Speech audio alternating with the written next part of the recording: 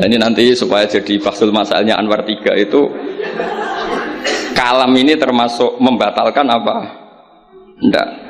Karena kalau cari padanan ayat Quran tentang Fatihah juga tidak yakin imamnya paham. Misalnya pura-pura baca walaqad atainaka sab'am minal mathani yang artinya Fatihah juga saya yakin imamnya juga gak paham.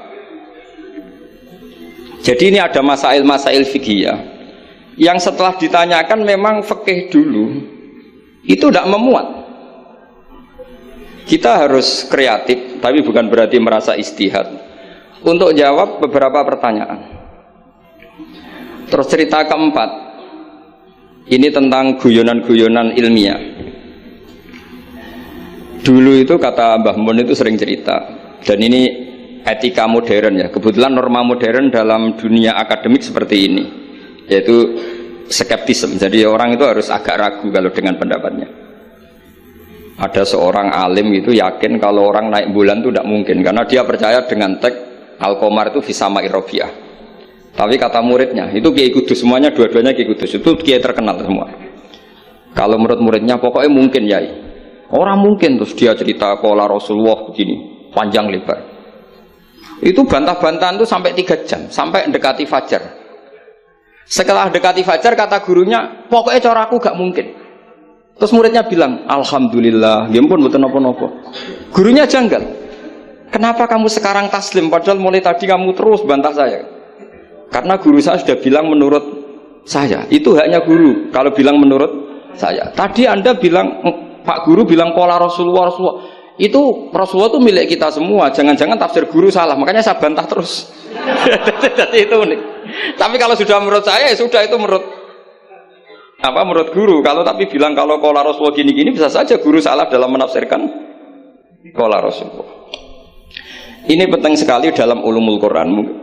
Saya yakin Gus Zofur lebih tahu. Misalnya begini, saya sering kali digugat oleh para saintis, Pak Bahak, dalam proses embriologi itu tidak ada min alakir segumpal darah. Yang ada dalam embriologi itu alak itu ya semacam zigot yang nempel di dinding rahim. Kemudian itu yang nanti jadi janin. Kalau segumpal darah ya orang keguguran katanya. Nah, terus saya tanya, apa ada di Quran itu segumpal darah? Kata dia ada min alakin. Saya bilang, saya ini hafal Quran, tidak ada kata segumpal darah. Kalau min alakin ada kata saya. Terus, tapi kata kiai-kiai itu begitu apa? Ya tapi tetap Qurannya itu min alakin, bukan segumpal darah. Yang ada segumpal darah itu terjemahannya, bukan Qurannya kata saya gitu. Ini penting saya utarakan. Nanti kalau terbukti secara sains bahwa nggak ada proses embriologi itu segumpal darah, itu yang salah bukan Qurannya, tapi kita yang mengartikan bahwa alagen itu segumpal darah. Sehingga kalau kamu mengartikan alagen segumpal darah, kamu harus bilang ini menurut saya, bukan menurut Allah dan Rasul. Nanti kalau kamu bilang segumpal darah menurut Allah dan Rasul, berarti kalau penelitiannya salah, yang salah Allah dan Rasul. Meskipun tentu sesuai ilmu balaghah bisa saja min alakin benar-benar maknanya segumpal darah, karena untuk litahjin atau untuk litakbeh supaya manusia tidak sombong, diceritakan dia diciptakan sejenis segumpal apa? Darah, bukan harus materinya dari segumpal darah tapi sejenis itu. Ya untuk supaya manusia tidak sombong. Bisa saja kalau secara balaghah demikian.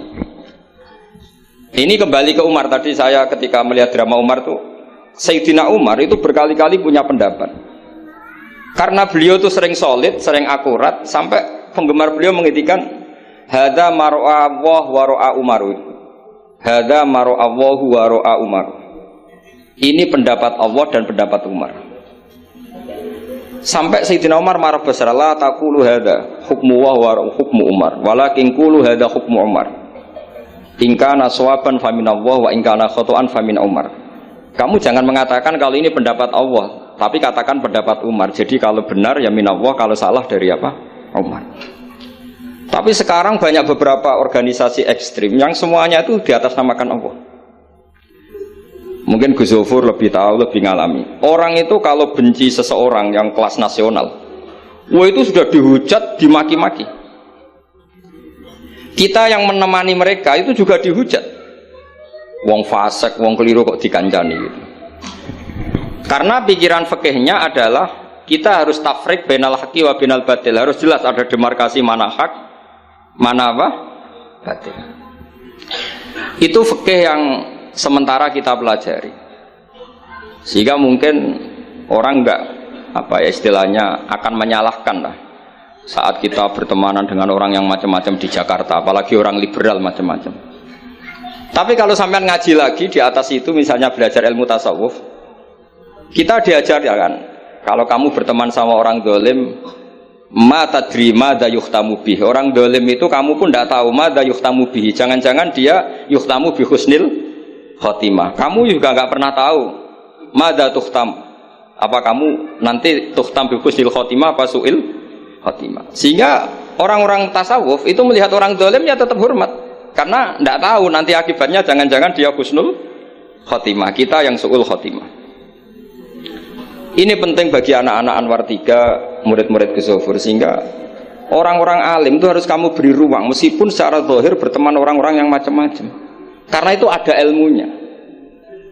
Kita tidak ngambil sikap itu ada ilmunya. Makanya di kitab Bidayatul Hidayah, beberapa kitab tasawuf diterangkan, kalau kamu melihat orang fasik, jangan-jangan yuhtamu bi husnil khotimah. Kamu ndak. Kita ingat cerita Wahsy. Wahsy itu orang yang dilaknati Rasulullah karena qatilu Hamzah. Ketika Nabi aksara min la'nil kuffar, malah nazala qaulu ta'ala laisa laka minal amri apa? Syai'un aw yatuba alaihi.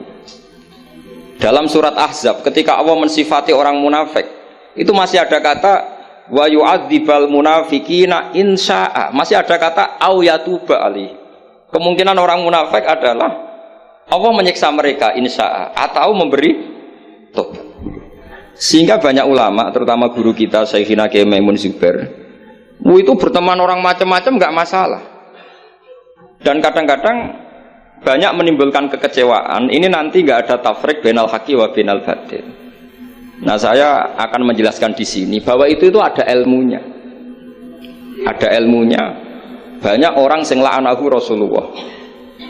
Bahkan da'a alaihi Rasulullah, kayak Wahsy, kayak Khalid bin Walid, kaifa yuflifu qaumun fa'alu bi'ihim hakadha. Zaman itu binabihim hakadha. Yaitu ketika Rasulullah perang Uhud itu syujja wajhuh wa kusirat rubaiyatuh wa utmiyat lisatu. Ketika Nabi babak belur wajahnya, kata beliau kaifa yuflihu qaumun fa'alu bi nabihim hakadha. Tapi apa yang terjadi? Justru Khalid bin Walid itu masuk Islam. Wahsy qatilu Hamzah juga masuk Islam. Sehingga saya meskipun punya sikap, tentu saya sebagai orang punya pilihan gaya hidup. Mungkin saya nggak akrab lah kalau sama misalnya Mas Nusron itu, tapi kalau Gus Zofur akrab. Tapi saya menghormati, itu pasti ada ilmunya. Saya jaga jarak ya ada ilmunya, Gus Zofur berteman juga ada ilmunya. Nah, ini yang saya harapkan dari Anwar 3. Mohon ilmu ini diperkuat, karena basis terkuat peradaban adalah ilmu. Ilmu menyediakan segalanya. Saya masih ingat Gus Mek Peloso itu akrab sama bapak saya, karena beliau senang semaan. Kebetulan pendiri semaan Jantiko itu bapak sama Gus Mek. Jamiah anti koler dulu awalnya. Selama-lama diganti Mantap, terus di era putra-putranya diganti Tigrul Ghafilin. Itu kalau jagungan sama bapak itu, beliau bilang intinya begini, iya nahi mungkar, kenal era gelem kok nahi mungkar. Oleh proses piye, oleh tarbiyah piye, kenal era gelem. Meskipun tentu anak-anak tidak saya sarankan seperti Gus Mek, karena jadab Anda tidak mesti sukses kayak Gus Mek. Itu kan resiko. Karena untuk sukses itu butuh keramat, butuh macam-macam lah. Kalau sampean latihan gitu pasti ditangkap keamanan itu. Nah, itu karena itu masalah gitu, kalau di pondok masalah. Tapi apapun itu, kita punya cukup khazanah ilmiah untuk melihat itu. Saya berkali-kali kalau acara di Pondok Hajan sering bilang, berteman orang fasik itu tidak boleh. Wa ingka nadasarin fajan dibu suratan. Kalau berteman orang fasik itu nggak boleh, karena nanti ketularan fasik. Tapi kalau dibalik, pertanyaannya dibalik, Mbah Niki membina orang fasik, dan diantara membina tentu prosesnya itu berkawan macam-macam. Kalau dibalik itu menjadi haram apa halal? Bukan dibahasakan berteman orang fasik, tapi membina orang fasik. Ini penting saya utarakan karena khazanah kita itu banyak. Saya berharap ulumul Quran di sini sampai yang seperti itu. Saya beberapa kali belajar kitab Hayatus Sahabah. Di situ ada satu aplikasi Ahkam Al-Quran, baik yang fiqhud dakwah maupun fiqhul ahkam. Saya di situ yang paling saya kenang adalah cerita-cerita misalnya termasuk yang dikutip Habib Zain bin Semit dalam kitab Al-Manhajus Sawi. Suatu saat ada ustadz itu, saking semangatnya nahi mungkar karena si Harun Rasyid sering salah, didatangin. Kata si ustadz tadi, inni nasihun lak famusyaddidun alaika fala tajidanna fi nafsika aliyya syai'an. Saya akan memberi nasihat Anda tapi saya agak ekstrim, agak keras. Mohon kamu jangan tersinggung, Anda jangan tersinggung. Anda ya Amirul Mukminin jangan tersinggung. Tapi apa kata Amirul Mukminin Harun Ar-Rasyid? Uskut ya jahil. Kamu ustadz bodoh kata. Terus fa inna Allaha ta'ala qad arsala man huwa khairun minka ila man huwa syarrun minni. Ini saya terpaksa bahasa Arab karena tadi takut kalah sama Abu Jahal tadi.